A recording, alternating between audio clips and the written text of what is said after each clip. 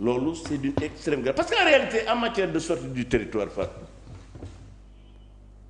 juge mën na ko tere ab citoyen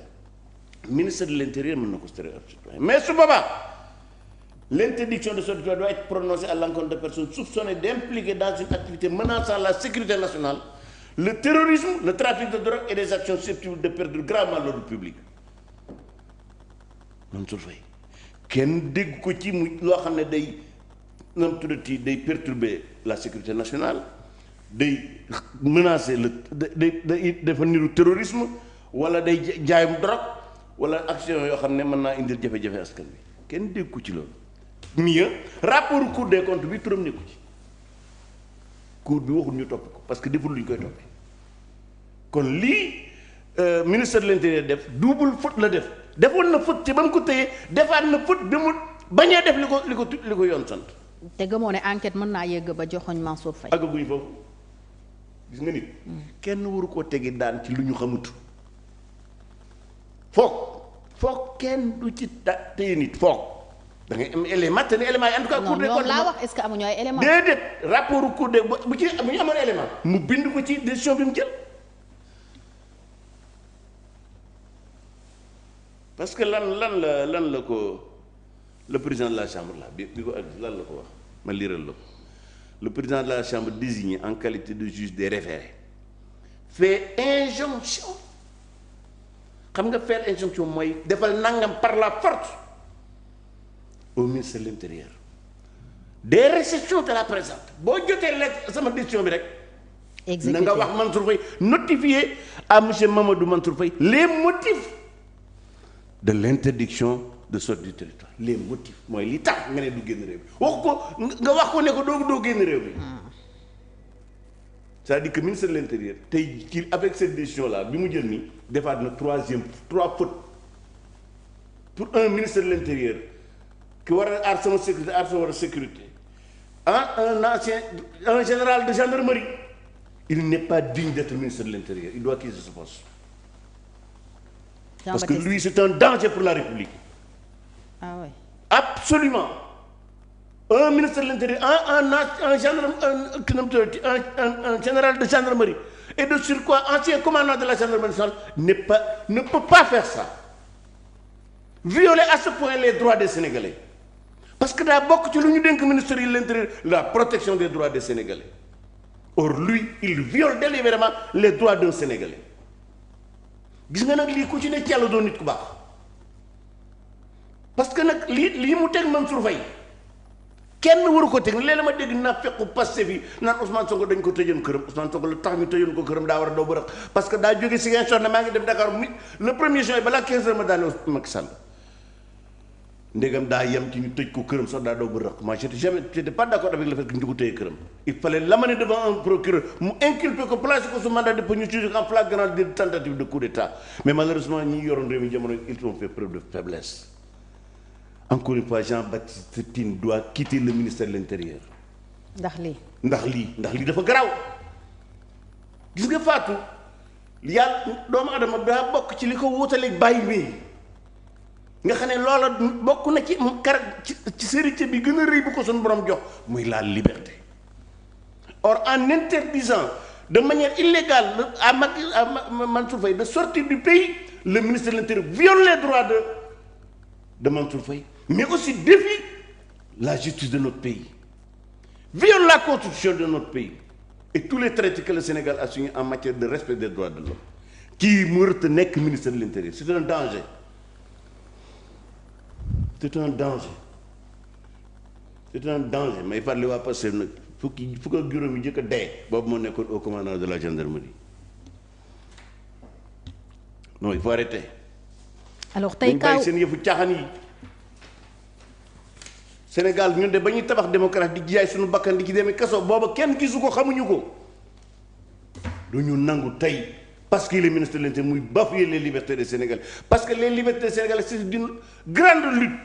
xanaa xamoon ne toll na jamono xam ne Sénégal boo bëggee tukki dañ lay jox visa nga door a génn autorisation de sortie du territoire moo amoon ci réew mi léegi loolu fonctionnaire yi ñoo ko dese mais tout Sénégalais bu amee visa mën naa génn réew mi là loolu c'est le fruit de lutte politique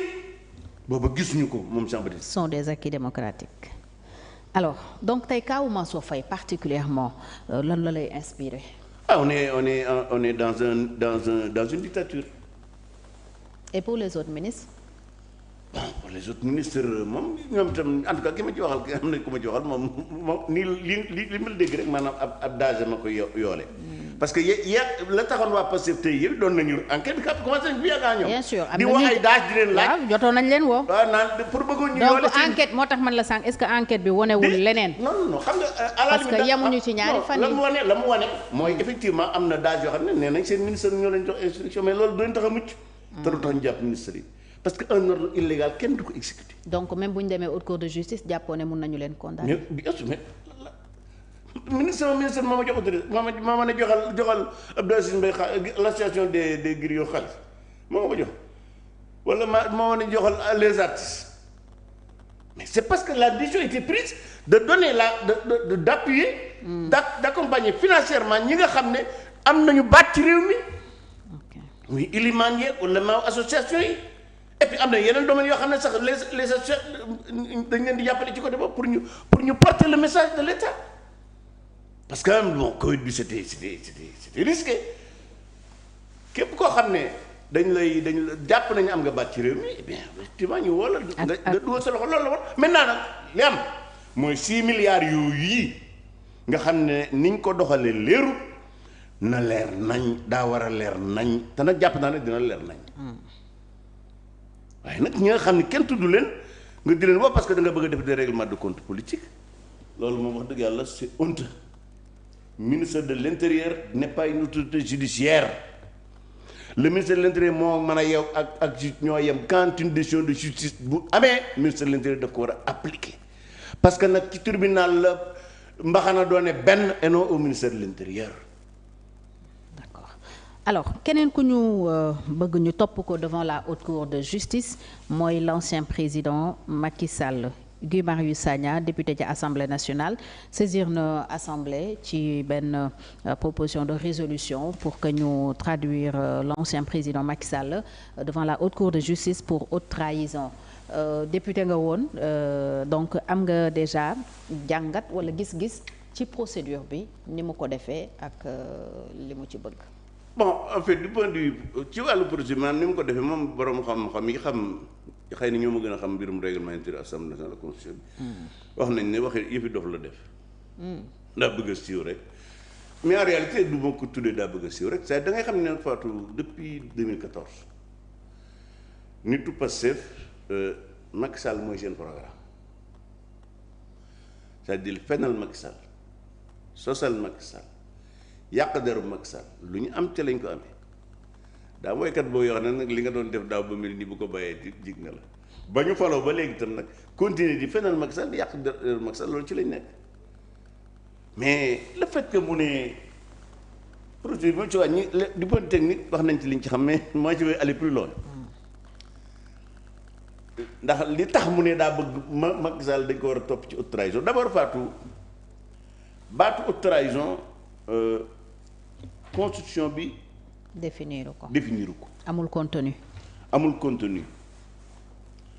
te déclaration universelle des droits de l'homme de 1789 te mu bokk ci constitution bu Sénégal daa wax ne